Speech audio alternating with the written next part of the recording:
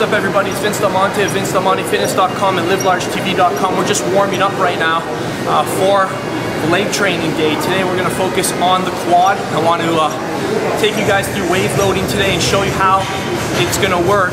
Before we head on over to the squat rack, I want to share with you guys a really famous philosophy, a Japanese way of thinking. It's called Kaizen, and how it captures the essence of wave loading.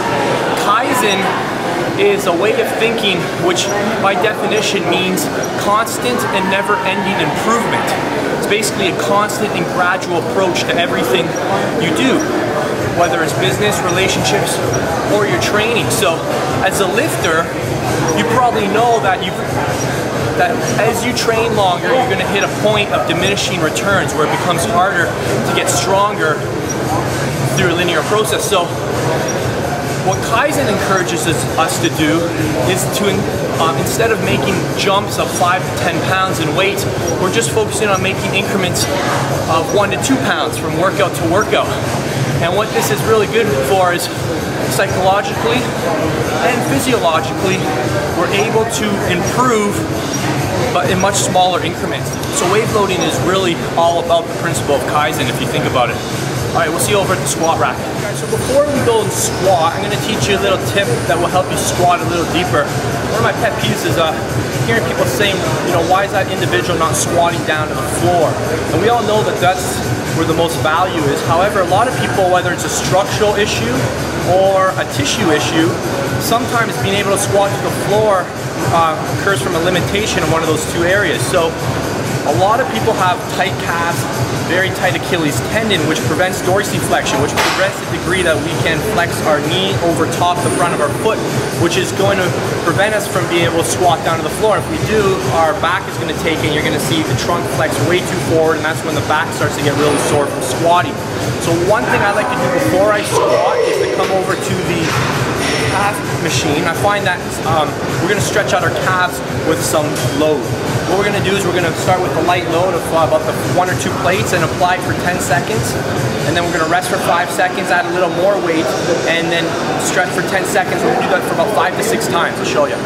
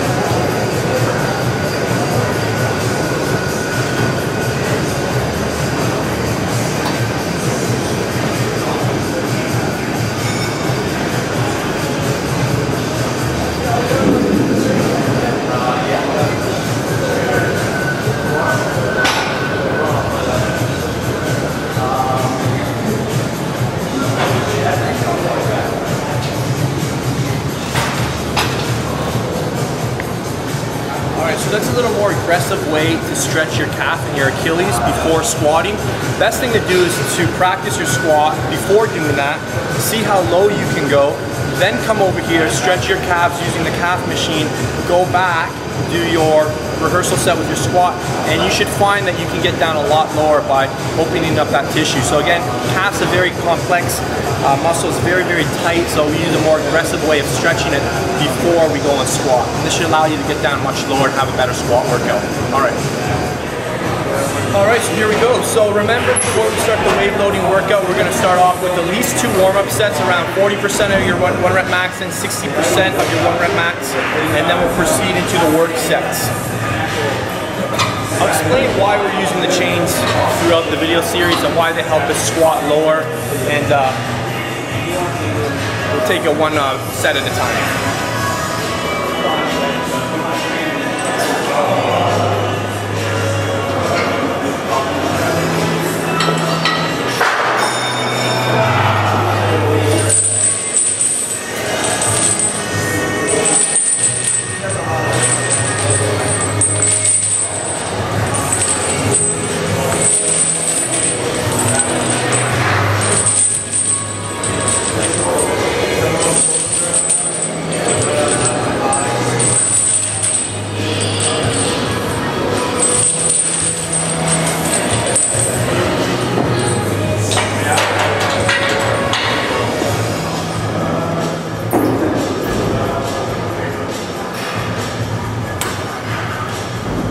one thing you've probably noted is that I'm using the little plates there to give myself some key elevation. That's because I've got tight calves and I've got poor ankle mobility, not optimal ankle mobility, so I have a problem achieving dorsiflexion, so I can't get my knees to travel forward, which causes my lower back to bend forward and the trunk to get down lower, and that leads to a lot of lower back issues. So these simple devices here on the floor simply help me to stay a little more upright. They mimic dorsiflexion. Yeah, I meant to do that also. It's not being first one. We wanted to work that up together.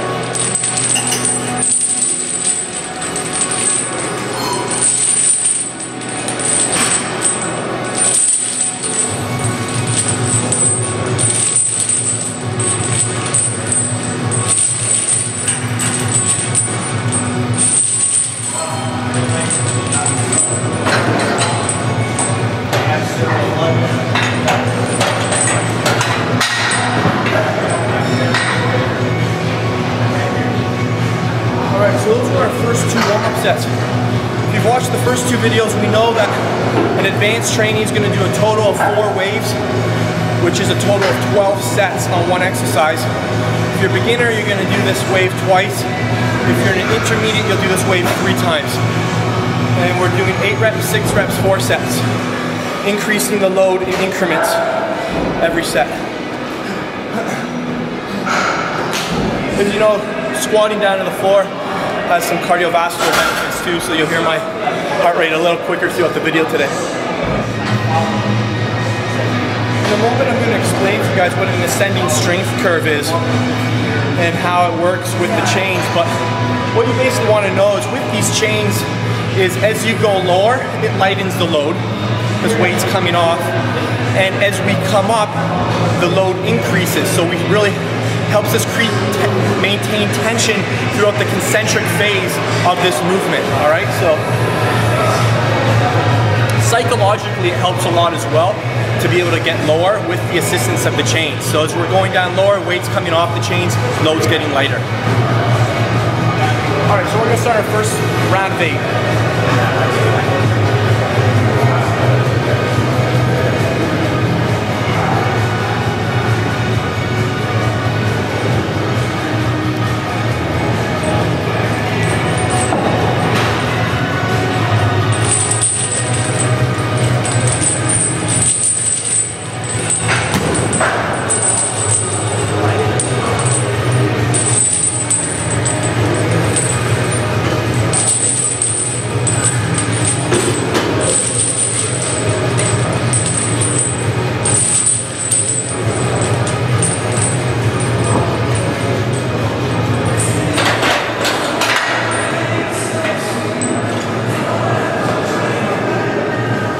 So,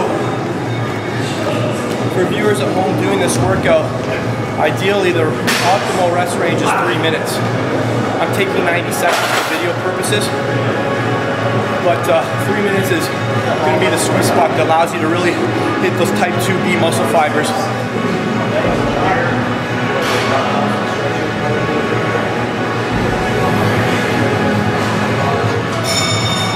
We'll go 205, then we'll go 215.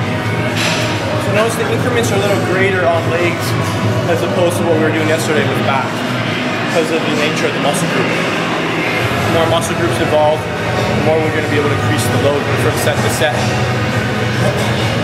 When you're training smaller muscle groups like biceps, triceps, the increments are going to be much smaller, 1 kilo sometimes.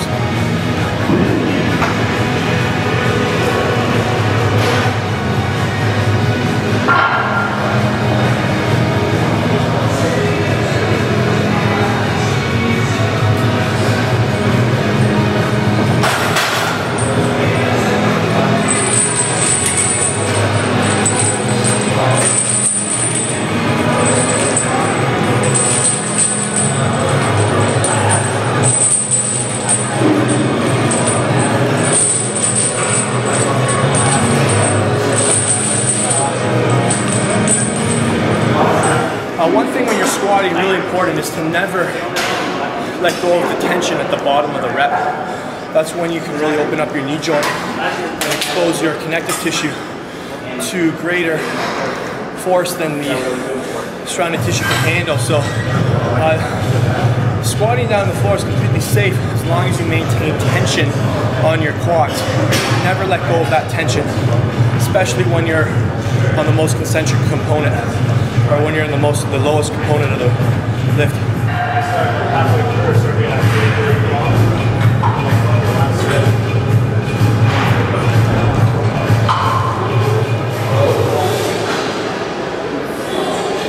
Third set, 225 for 4 reps.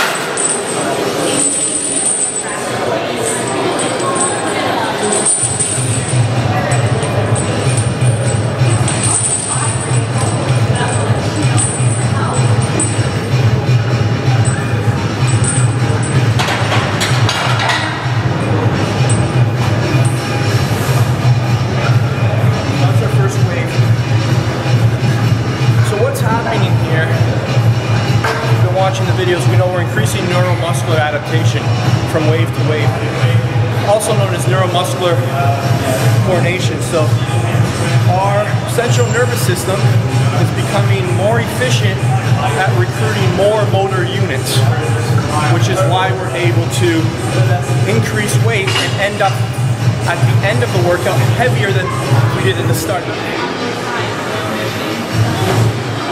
So before we get into our next wave, so strength curve. Strength curve is basically a mathematical model that represents how much force an individual can apply at specific joints. So the squat, we have ascending strength curves and descending strength curves. An ascending strength curve is when you can display more force as the joints extend. So what that basically means is in a squat, when you're coming up, you're able to apply more force. When you're going lower, you're able to apply less force. So what we're doing with the chains here is the chains help us produce more force as our joints start to extend, as we start coming out of the toughest part of the movement. So we're using the chains basically to help us get stronger where the movement starts. So we're using the chains to apply more force where we tend to be stronger. Does that make sense? So as we're coming up, we're adding more weight to the angle that we're currently the strongest in. And that's why we're able to create more tension on the muscle, recruit more muscle fibers, and we get better results, better gains. Okay, set number 4. Back to 8 reps. We're going for 215.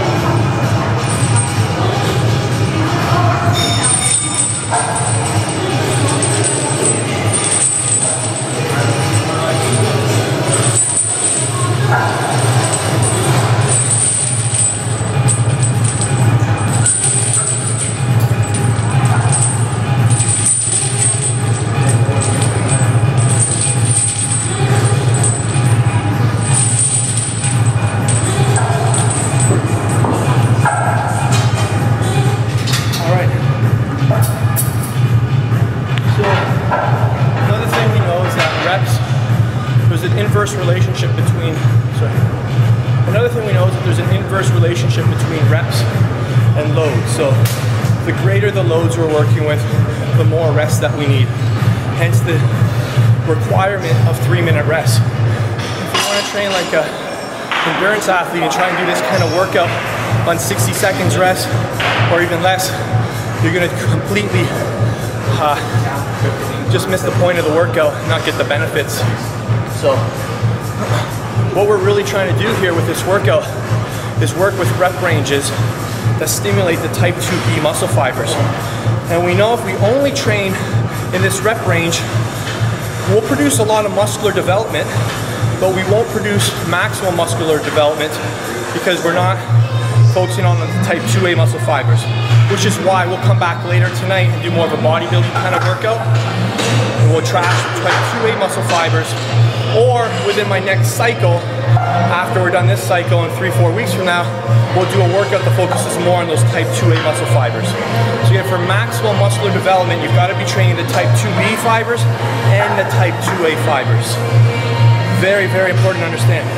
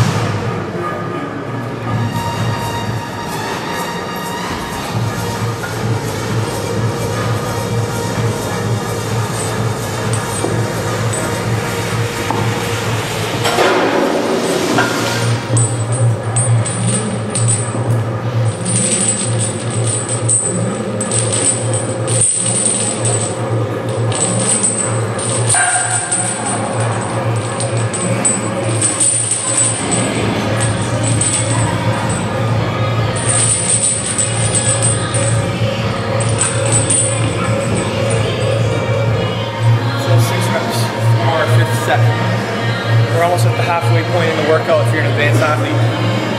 So if someone asked me, why are we doing so many sets for one muscle group? Well, it's a great question. When we're working with lower number of reps, there's less mechanical stress on the muscle. As you can notice, those sets last like 10-15 seconds long. They're not long sets. There's not a lot of time under tension. So to get the amount of tension we need for stimulus to get growth, we need to do more sets, more total sets. So the lower the loads, the more total sets we do. That's another principle of muscle building science. All right, so we're going to go for 6 set, 4 reps with 235.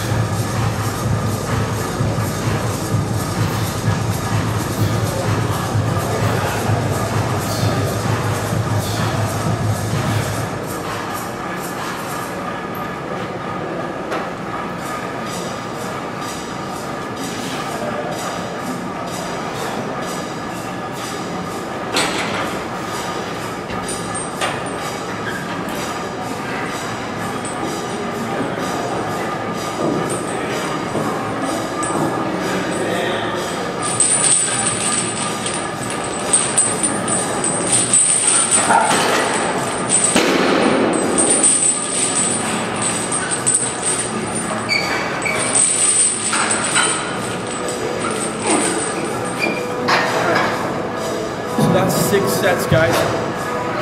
So, if you've been watching the other videos, you'll know that every wave is designed to increase more intramuscular coordination, more neural adaptation, so we can get stronger and increase the reps from wave to wave.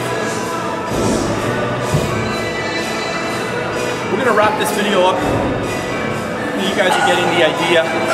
And I think this is such a brilliant form of training because I think one of the biggest fears a lot of guys have when they're lifting is, one of the problems guys have is, I'm not able to go up in weight because as you get stronger, you reach that point of diminishing returns.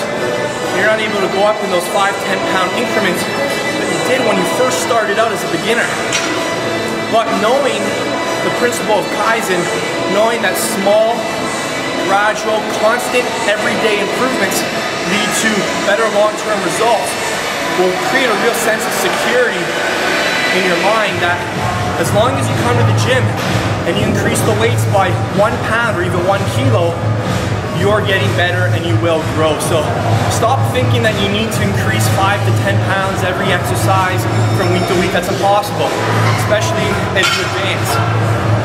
1 pound a day, 1 kilo a day, think 1% better a day. Having that mentality that shrinks the change is going to be a much better, much more realistic approach to improving. And safer and healthier way to get to your end goals. So we'll be back next time with probably shoulder training, and we still got to do arm training. Hope you're learning a lot from this video series. Feel free to leave questions below. Until next time, I'm Vince Del Monte from VinceDelMonteFitness.com and LiveLargeTV.com. Out.